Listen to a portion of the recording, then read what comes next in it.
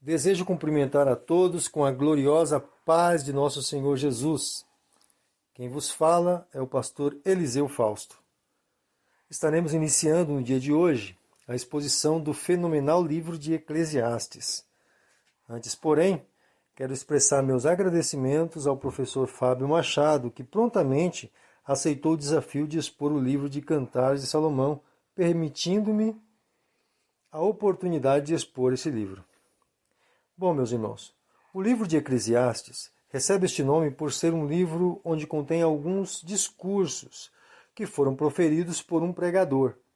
Daí o nome Eclesiastes, ou seja, pregador, aquele que fala em uma assembleia ou em uma reunião. O autor desse livro é descrito no primeiro versículo do livro, onde temos a descrição que ele era filho do rei Davi e rei em Israel. Assim podemos concluir facilmente que esse pregador e escritor foi Salomão, filho de Davi, rei em Israel. Salomão, muito provavelmente, escreveu esse livro na sua velhice, onde já havia desfrutado de muitas experiências de vida. O propósito pelo qual ele escreve esse livro foi ensinar aos mais novos que a vida deve ser desfrutada com responsabilidade. Falando de outra forma, todos os seres humanos serão chamados por Deus a responder pelos atos praticados em vida. Para que possamos compreender melhor esse nosso livro de Eclesiastes, estarei dividindo a nossa exposição em 4 partes, ou 4 discursos como serão apresentados aqui no livro. Para que você possa compreender como reconhecer cada divisão ou cada discurso, te convido a abrir agora, nesse exato momento, o capítulo 2, no versículo 24. Abriu aí a sua Bíblia? Observe que o escritor menciona nesse versículo que para o homem o bom é comer, beber e se alegrar de todo o bem do seu trabalho, pois isso tudo veio da mão de Deus.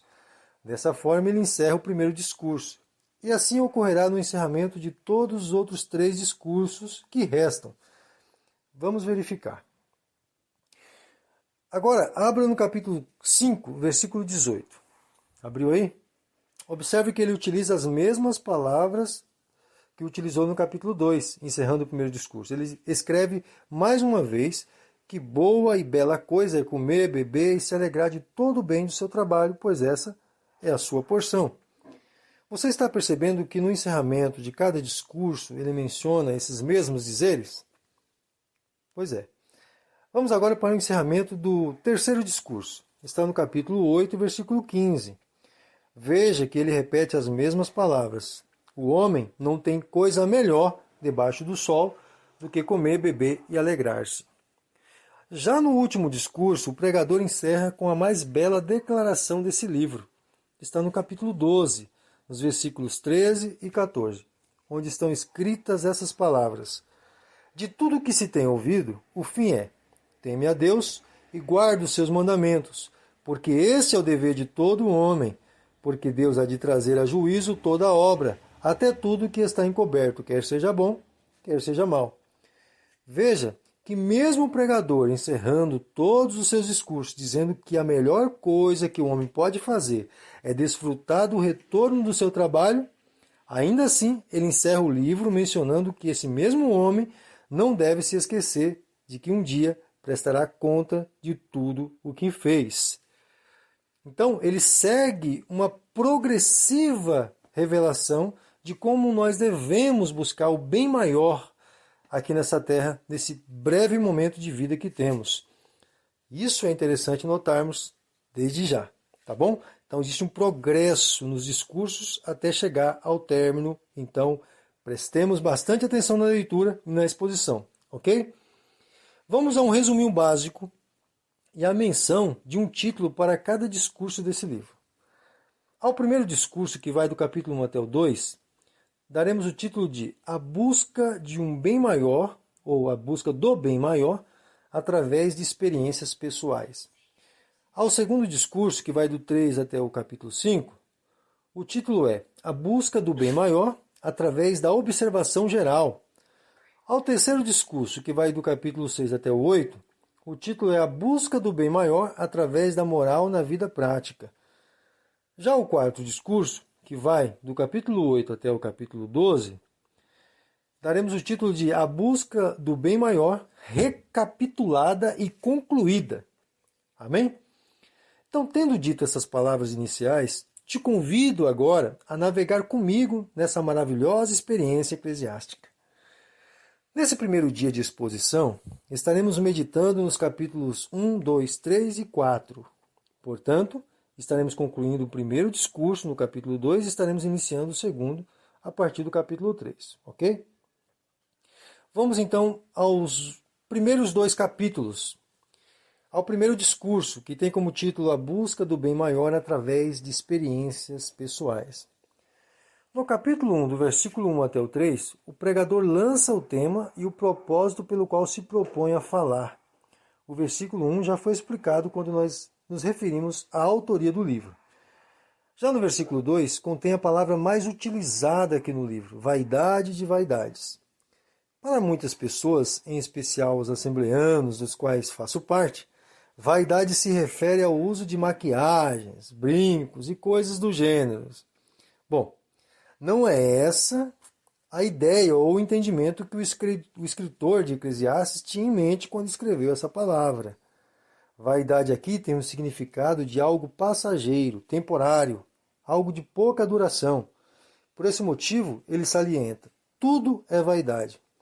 Alguns entendem que vaidade, aqui nesse texto, tem um sentido de inutilidade, mas esse entendimento coloca por terra toda a razão de continuidade do livro, pois quem insistiria em algo inútil? Preciso mencionar que o termo original para vaidade aqui no texto traz consigo o sentido de neblina. Quem ousaria dizer que neblina não tem alguma utilidade ou é inútil? Bom, certamente todos nós sabemos que a neblina, além de ser útil, também é passageira, certo? Assim podemos, sem medo de errar, utilizar a palavra vaidade como algo que é transitório, passageiro. Lembrando, como veremos, o pregador está se referindo à nossa vida aqui na Terra. Esse entendimento, por mim proposto, nos reporta as palavras de Tiago, no capítulo 4, versículo 14 da sua epístola, onde está escrito que a nossa vida é como um vapor. Hoje existe e amanhã não sabemos. No versículo 3, o pregador enfatiza a realidade da brevidade da vida humana, lançando uma pergunta que ele só responderá mais para frente. Mas podemos perceber que a intenção dele é comparar a vida humana com as demais criações divinas. É aí que do versículo 4 até o versículo 11, o pregador se propõe a comparar a brevidade da vida humana em relação às demais criações que ele vai mencionar. Ele menciona em primeiro lugar, no versículo 4, a continuidade da terra, enquanto gerações de humanos vão e outras vêm. No versículo 5 menciona a continuidade do sol. No versículo 6, a continuidade do vento e seus cursos. E por fim, no versículo 7, os rios e o mar recebem a sua atenção. Do versículo 8 ao 11, ele explica que todos os movimentos da criação mencionados nos versículos anteriores são movimentos repetitivos, mas que permanecem, diferente do ser humano, que morre. Menciona também que os movimentos que a criação realiza não trazem nada de novidade. Mesmo assim, constantemente são lembrados, pois seus movimentos transitórios são rotineiros. O pregador, a partir do versículo 12 até o término do capítulo 1, investiga, desejando entender o propósito do Criador através de todas essas coisas que mencionou até então. No versículo 12, ele se apresenta novamente como aquele que reinou em Israel a partir de Jerusalém. E nos versículos 13 e 14, ele declara que buscou conhecer todas as coisas que ocorrem debaixo do céu, com sabedoria, e compreendeu que tudo era transitório e cansativo para o homem mortal. O versículo 12 deixa claro que ele realmente era Salomão. No versículo 15, ele afirma, através de um provérbio, que ainda que o homem tente resolver algumas questões, ele será incapaz. Guarde isso que chegará depois na frente a ser mencionado novamente. E faz uma revelação impressionante dessa incapacidade do homem nos versículos 16 ao 18, afirmando que todo o conhecimento e sabedoria que o homem possa ter, ainda assim, ele será um observador cansativo e incapaz de alterar qualquer ciclo natural já estabelecido, reportando-se à natureza. No capítulo 2, a busca pelo bem maior continua.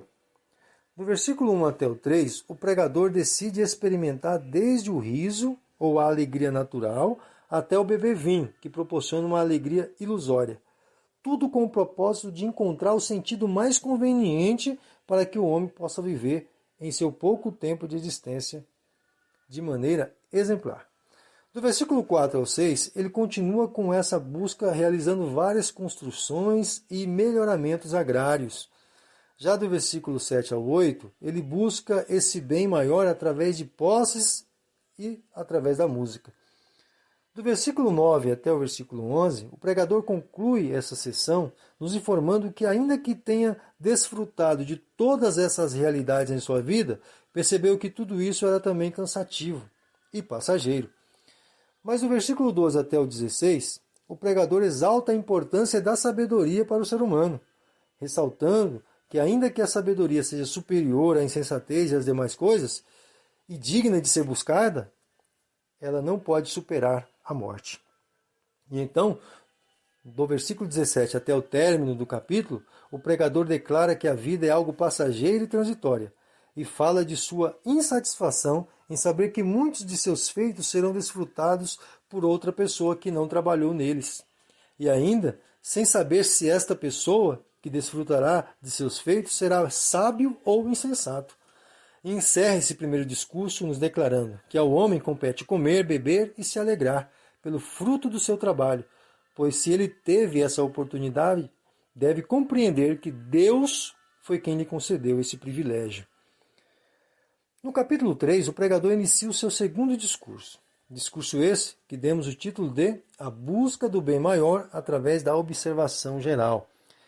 Estaremos observando agora que o pregador, que no discurso anterior demonstrou a diferença entre a vida humana e as demais criações divinas, onde uma se finda brevemente, no caso da vida humana, e a outra, ainda que com ciclos temporários, continua existindo de geração a geração, no caso da natureza mencionada no capítulo 1, e depois nos apresentou uma série de tentativas de encontrar o bem maior através da experiência pessoal, agora, nesse segundo discurso, ele estará nos orientando que o mesmo Deus que predeterminou os ciclos da natureza também ordenou um momento certo para a realização de cada evento na vida humana. Observe que no versículo 1 até o versículo 15 do capítulo 3 é exatamente isto que o pregador está nos orientando. Ele afirma que para todo exercício e prática humana há um tempo determinado para a realização desse exercício ou dessa prática. Deste modo, o pregador entende e nos orienta que Deus não desampara o ser humano, mas proporciona o momento certo para a realização de cada prática. O pregador no versículo 9 até o versículo 11 deixa algumas ênfases. A mesma pergunta do primeiro discurso se repete aqui, onde ele menciona qual o proveito do homem para a sua existência. Mas nesse discurso, ele já esclarece que Deus pôs no coração do homem a eternidade. Isso está no versículo 11. Convém notar que algumas traduções descrevem esse versículo da seguinte forma: colocou o mundo no coração do homem. Mas o entendimento correto e a tradução correta é colocou a eternidade no coração do homem. Ok? O pregador, nesse segundo discurso, já consegue compreender, através de uma observação geral da vida humana, que Deus é quem proporciona todas as possibilidades das realidades na existência humana. E menciona o quão importante é o homem se atentar a esses benefícios divinos a ele concedido. Pois, diferente da natureza e seus ciclos pré-estabelecidos, exposta no capítulo 1, ele também afirma que Deus não somente proporciona o tempo certo para a realização de cada prática humana, mas também estabelece que cada um dos seres humanos responderá pelas suas atitudes diante dele. É interessante notar que Deus cravou a eternidade no coração do homem, como mencionou o pregador aqui no versículo 11. Assim, nenhum ser humano pode, em sã e sincera consciência, negar para si mesmo que um dia terá que responder por todas as suas atitudes diante do Criador. Isto está inserido dentro dele. Nos versículos 16 e 17, o pregador explica que toda a injustiça que ocorre entre os humanos não ficará impune diante de Deus. pois ele há de julgar todos. Desse modo, ele reitera o que havia dito anteriormente. Do versículo 18 até o término do capítulo 3, o pregador instrui que o ser humano precisa compreender que sua vida é semelhante à vida dos animais, pois assim como os animais morrem e se misturam à terra em sua morte, assim também o ser humano morre e é sepultado. Isso ele ensina porque devemos manter uma atitude de humildade. Continua dizendo que ambos têm o mesmo fôlego de vida. O versículo 21 deve ser compreendido como afirmativo e não como dúvida. Assim, o espírito humano sobe aos cuidados de Deus, enquanto o dos animais não. Esse é o real entendimento do versículo, pois de outro modo, como o homem será exposto a julgamento, como vem mencionando o pregador, se o seu espírito não permanece? Lembrando que mais para frente, lá no capítulo 12, essa será a afirmação do pregador relacionada ao espírito do homem. No capítulo 4, o pregador continua tratando sobre as injustiças que ocorrem entre os seres humanos. E do versículo 1 até o 3, chega a declarar felizes aqueles que já partiram ou ainda não vieram à existência, por tantas injustiças que ocorrem entre os seres humanos. Dos versículos 4 ao 6, o pregador nota que alguns alcançam sucesso e são invejados, outros não alcançam nada e vivem de migalhas, mas entende que é muito mais salutar ter o que comer de forma tranquila do que viver em função somente de trabalhar e trabalhar. Do versículo 7 até o 12, ele observa a importância do ser humano de ter uma companhia e não viver solitário. Os benefícios vão desde o desfrute do trabalho, uma ajuda ao cair, um aquecer em noite fria, até a defesa de um ataque inimigo. O pregador ainda enfatiza que 3 seriam ainda o melhor. Do versículo 13 até o término do capítulo 4, o pregador nos orienta sobre a inconstante e insegura realidade vivida por todo ser humano. E para expressar essa dura realidade, ele utiliza a figura de um pobre sábio que, ainda que foi preso, saiu da prisão para reinar, enquanto que o rei, já velho, não se deixava aconselhar. Um sem condições reais de reinar, mas por sabedoria reina, outro com condições de reinar, perde o poder por insensatez. Mas, mesmo com a sabedoria do seu lado, esse jovem encontraria resistência por parte dos descendentes do rei insensato. A intolerância, novamente, é criticada aqui pelo pregador. Bom, meus irmãos, aqui concluímos a meditação de hoje. E nessa meditação, podemos juntamente com o pregador entender que a nossa vida é simplesmente algo que hoje existe e amanhã não sabemos. E por esse motivo, devemos sempre e constantemente nos lançarmos em dependência diante do autor da vida, sabendo que a qualquer momento podemos ser chamados por ele. Isso nos desperta a estarmos alerta em nossa comunhão com Deus, pois ao nos encontrarmos com ele, estaremos em completa paz com o seu glorioso ser. Hoje temos plena consciência de como ter paz com ele, pois o seu grande amor nos concedeu um Salvador para nos perdoar e nos conceder paz eterna com ele. Portanto, estejamos com os nossos olhos fitos em Jesus, esperando sempre em seu glorioso amor. Que Deus em Cristo te abençoe e lhe conceda um dia maravilhoso. E até amanhã, querendo Deus.